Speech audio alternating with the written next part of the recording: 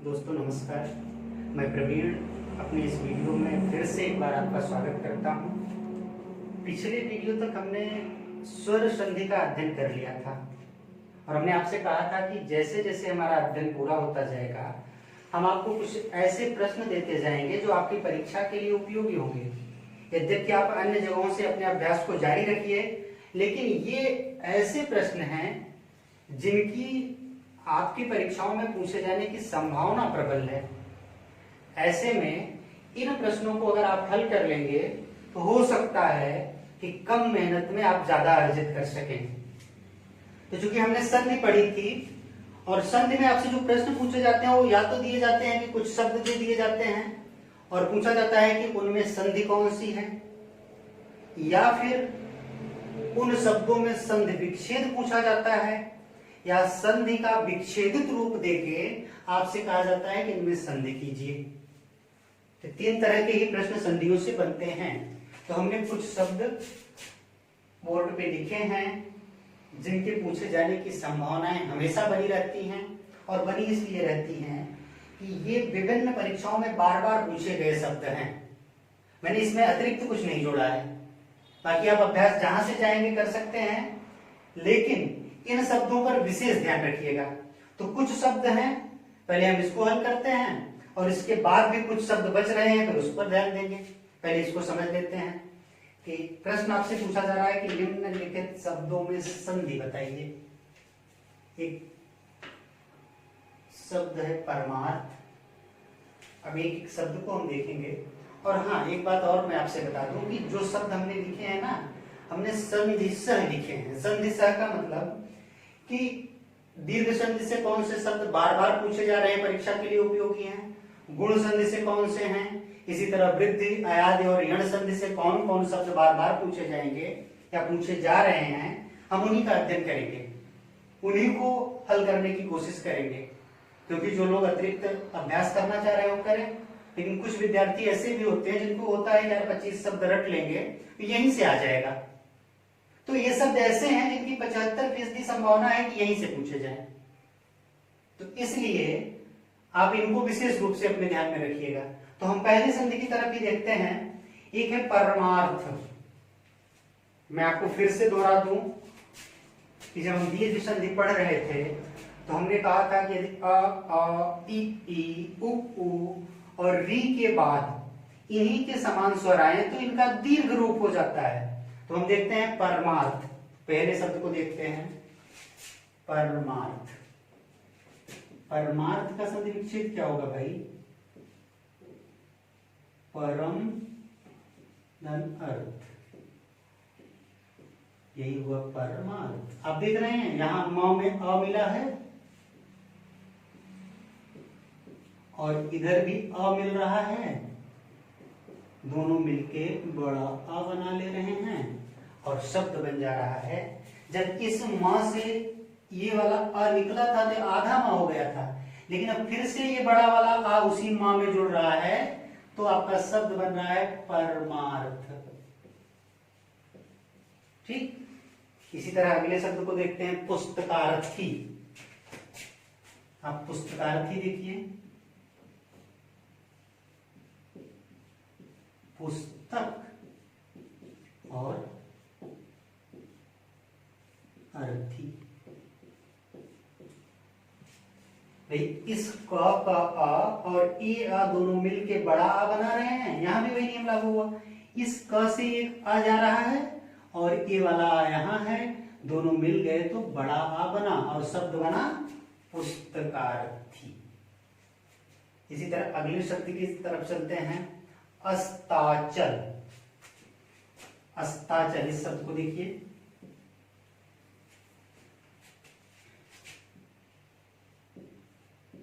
अस्त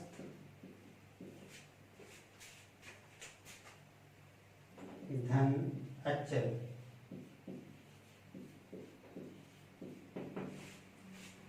इस ता का आ और ए आ, मतलब ये वाला त में एक आ छिपा है, आप जानते हैं, पिछले वीडियोस में आपने बहुत अच्छी तरह इसको देखा है। दोनों अ मिलके बड़ा आ बना रहे हैं, ये वाला इस त से मिलके शब्द बना रहा है अस्ताचल। अगला शब्द देखिए, गीतांजलि। गीत प्लस अंजलि, यहां भी तो वही हुआ भाई। इस ता का फिर से आ निकला, ये ता ऐसे है ना, एक बार आप जान लीजिए। ये भी ता तो ऐसे है, इस माँ के साथ भी तो हम ये कर सकते हैं। इस ता से आ निकला और ये वाला आ इधर आ गया, दोनों मिलके बड़ा आ बना लिए, और ये बड़ा आ फिर से इस आधे ता से जुड़ा तो इस पे बड़े आ की मात्रा लग गई और शब्द बना गीतांजलि। आप देख रहे हैं एक ही तरह के स्वर मिल रहे हैं, अ से अ से अ से, और सबका दीर्घ रूप हो रहा है। तो हमने कहा था कि अ ई उ री, इनके बाद अगर इन्हीं की तरह का स्वर आता है तो इनका दीर्घ रूप हो जाता है और इस संधि को दीर्घ संधि कहा जाता है। तो ये जो पहला शब्द हमने लिया सब में क्या है, दीर्घ संधि। फिर देखते हैं अगले शब्द की तरफ चलते हैं। सीधे सीधे शब्द आप समझ गए हैं, केवल इनका विच्छेद लिखेंगे, आप समझते चलिएगा। अन्यान का मतलब अन्य प्लस अन्य, इसमें भी अ से अ मिलके बड़ा आ बना रहा है और संधि हो रही है दीर्घ। शिवालय के साथ भी यही है, शिव प्लस आलय, यहां भी इस अ से बड़ा आ मिलके दोनों फिर बन जा रहे हैं बड़ा आ और शब्द बन रहा है शिवालय। इसी तरह आप देखिएगा प्रेक्षागार,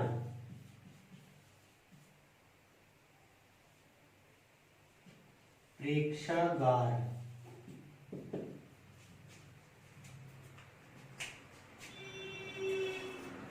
प्रेक्षागार में प्रेक्षा धन आगार, यहां भी बड़ा आ छिपा है और इस बड़ा आ से मिलके दोनों मिला के बड़ा बन रहा है, शब्द बन रहा है प्रेक्षागार। ऐसे ही महाशय, अगले शब्द की तरफ, महा धन आशय। आप यहां भी देख रहे हैं कि इस हा के साथ बड़ा आ छिपा है और ये बड़ा आ, दोनों मिलके क्या बना रहे हैं, बड़ा आ, और शब्द बन जा रहा है महाशय। ठीक, अब अगले शब्द की तरफ चलते हैं। कवींद्र, कवींद्र देखिए,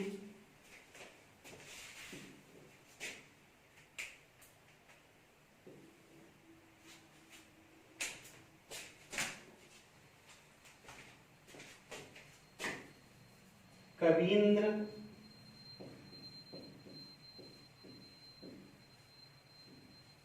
कवींद्र के साथ क्या होगा, कवि धन इंद्र।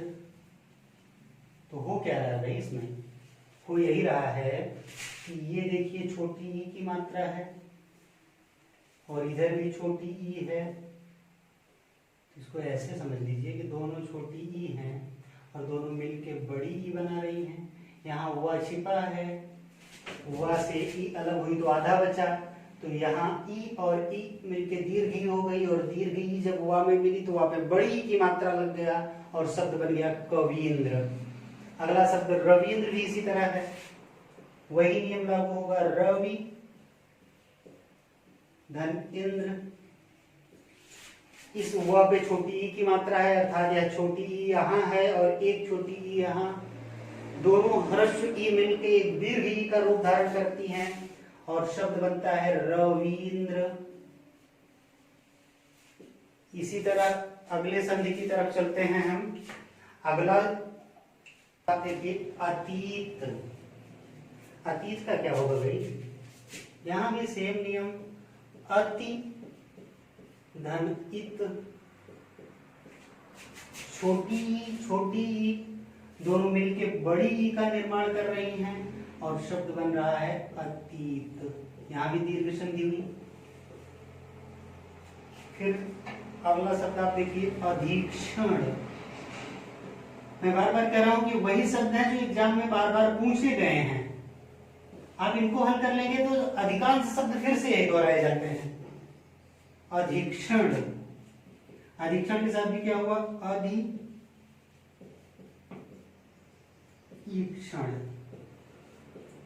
यहां भी छोटी ई और ये छोटी ई दोनों मिलके बड़ी ई का निर्माण कर रही है और शब्द बन रहा है अधिक्षण। इसी तरह अगला कपींद्र, जैसे कवींद्र रवींद्र वैसे कपींद्र, अर्थात कपि धन इंद्र, कपींद्र। तो यहां भी कपींद्र बना। अगले, अब ये जितने उदाहरण हमने पढ़े ना, ये सब उदाहरण दीर्घ संधि के हैं। अब मैं लिख सकता हूं ये सारे उदाहरण दीर्घ संधि के हैं जो बार बार परीक्षाओं में पूछे जा रहे हैं।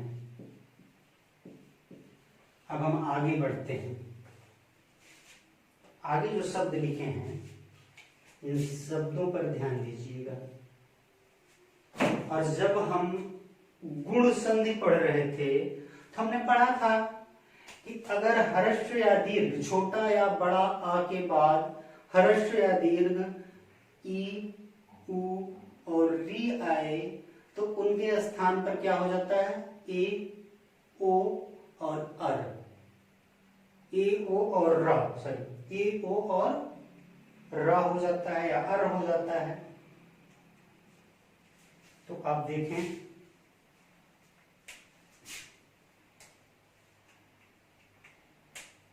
एक एक शब्द को हम धीरे धीरे आगे की तरफ देखते हैं। जैसे है क्या, इस शब्द को देखिए, आप ऊपर से ही लिखता हूं। अब ये समाप्त हो चुका है, इस पर ध्यान मत दीजिएगा। सुरेंद्र,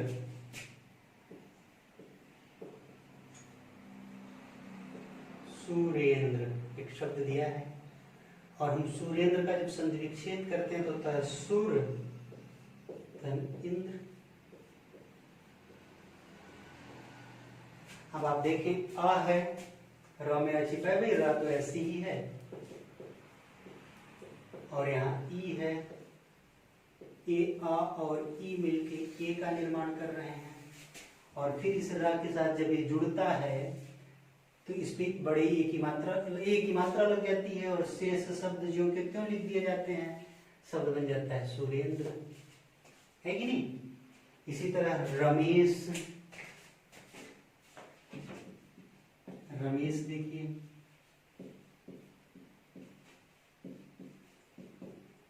रमेश को हम करते हैं रमा धन ईस।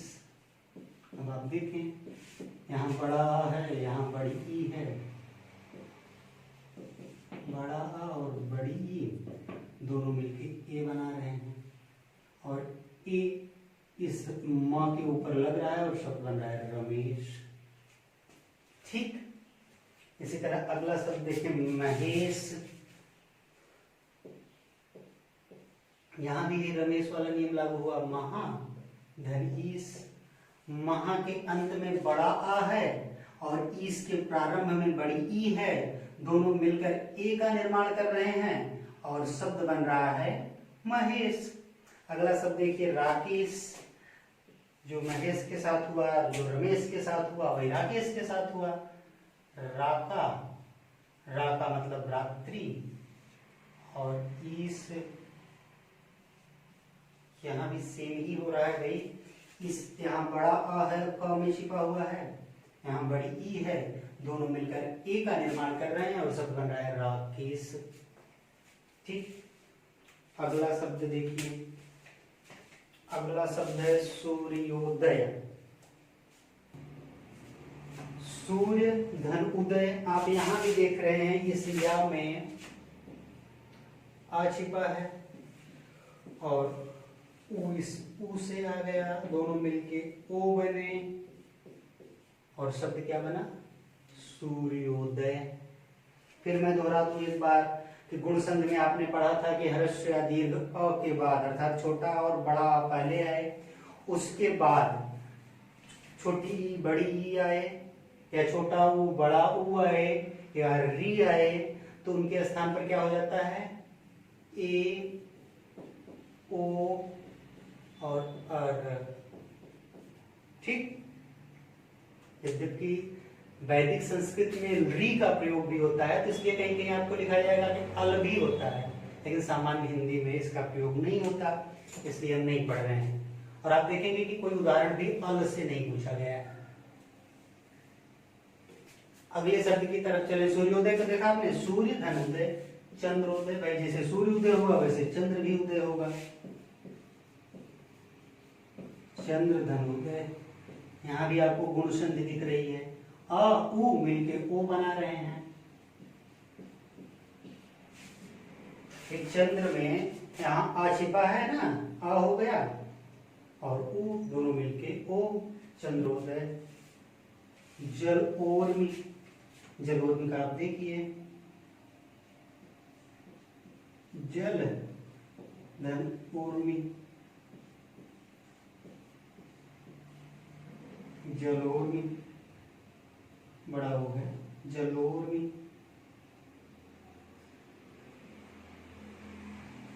जल का मतलब जल भाई, उर्म का मतलब लहर, जल की लहरें। यहाँ भी देखिए ई आ है और ये बड़ा ऊ है, दोनों मिलके ओ का निर्माण कर रहे हैं और शब्द बन जा रहा है जलोर्मी। ठीक। इसी तरह अगला देखिए महोत्सव।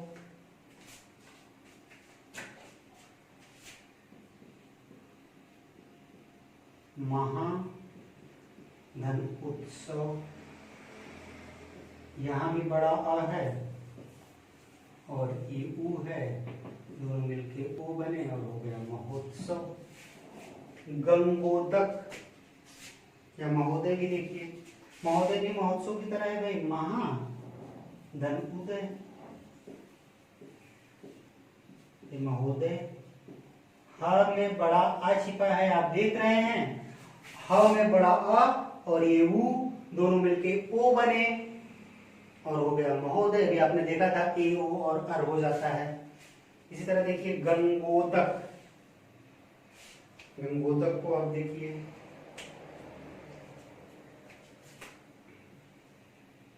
गंगा धन उदक। भाई गंगा का बड़ा आ और उदक का पहला अक्षर ऊ है, दोनों मिलकर ओ का निर्माण कर रहे हैं। शब्द बन रहा है गंगोदक और संधि बन रही है गुण। इसी तरह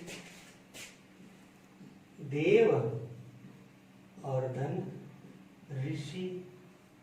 और आपने क्या पढ़ा है कि यदि आ के बाद री आ रहा है तो क्या बन रहा है, और देखिए देव में आ छिपा है, इसके बाद री आ रहा है तो क्या बनेगा, अर। इन दोनों के संधि के बाद अर बना, और ये चला गया आ हुआ में फिर से मिला, देव हो गया। और यहाँ फिर आधार रा बचा था भाई, ए वाला आ, अर वाला आ हुआ में मिल गया, फिर से देव बन गया जो अभी आधा था। और फिर यहाँ एक रा बचा ना, रा दिवस ऊपर लग गया। यहाँ आपको बताएंगे आगे कि ये ऊपर आधा रा लगता है जिसको क्या कहा जाता है, नीचे लगता है तो इसको क्या कहा जाता है, इनका प्रयोग कब किया जाता है, ये आगे हम आपको बताएंगे। अभी सिर्फ आप इतना समझिए, देवर्षि। और अभी इसलिए नहीं समझा रहा हूं कि चीजें कठिन होती जाएंगी, अभी एक साथ कई चीजें बता दी जाएंगी तो आसान रहे समझने में, इसलिए छोटे छोटे स्टेप से समझिए। महर्षि, महर्षि के साथ भी वही हुआ, महर्षि। महर्षि आप देखें यहां भी महा धन ऋषि, इसका बड़ा आ इस री से मिला तो दोनों मिलके शब्द बनाए अर, और अर फिर ह से मिला तो बन गया महर्षि। अब हमने देखा कि ये जितने भी शब्द हैं इसमें कहीं अ पहले आ रहा है और उसके बाद कहीं ई या बड़ी ई आ रही है, कहीं छोटा ऊ या बड़ा ऊ आ रहा है और कहीं री आ रही है। और उन सब के मिलने के बाद क्रमशः ए, ओ और अर बन रहे हैं। इसलिए हम कह सकते हैं कि सारे शब्द किस संधि के हैं? गुण संधि के।